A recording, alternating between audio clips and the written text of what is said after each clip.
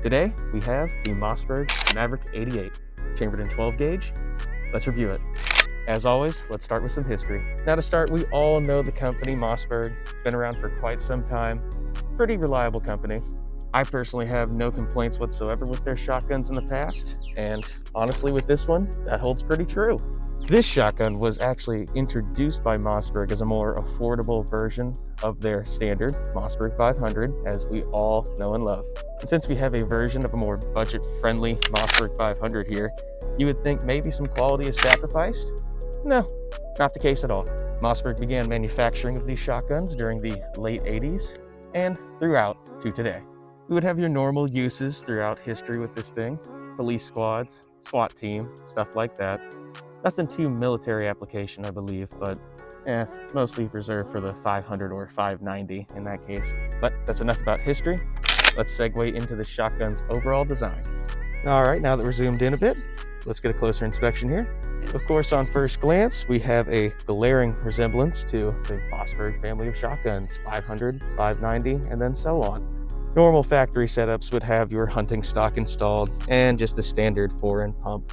Nothing too special. Since we're here though, I'll run you down a bit.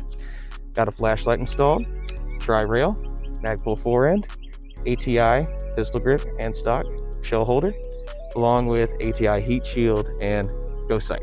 But overall, there really isn't much to say about this design-wise if you have dealt with any of Mossberg's previous shotguns. It's nothing that special, it's nothing that crazy, but hey, it will get the job done. And now that we have a few segments out the way, I believe it's time to go shoot this thing. Today we'll be using some extremely old Remington double-aught buckshot. Let's begin, shall we?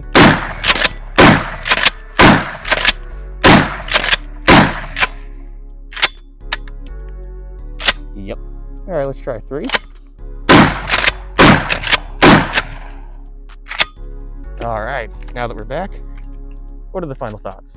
It had no trouble performing its duties, even with that old-ass ammunition we just ran through it. And of course, you're going to feel the recoil a bit from a pump action that's this light. But overall, you can't really complain, especially given the price that we have coming up soon. But yeah, for functionality's sake, no problems whatsoever.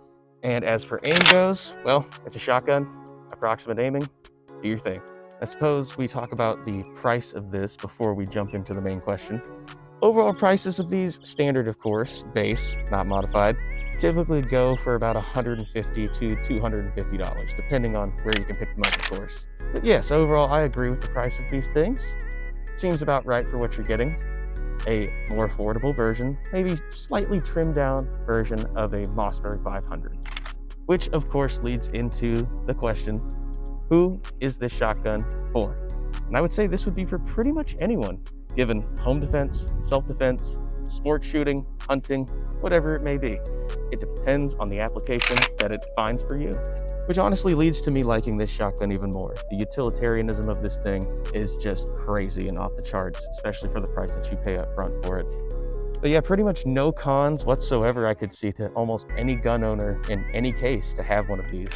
But yeah, everybody, I'd recommend you go out and get one as soon as you can. But yeah, everyone, truly a worthy addition to your collection if you'd like to get started or just add on. I want to thank everyone for dropping by, of course.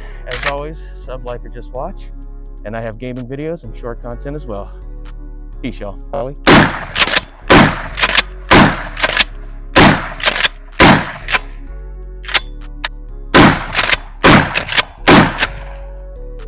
All right, everyone. Last 2. Let's get into it. Whew.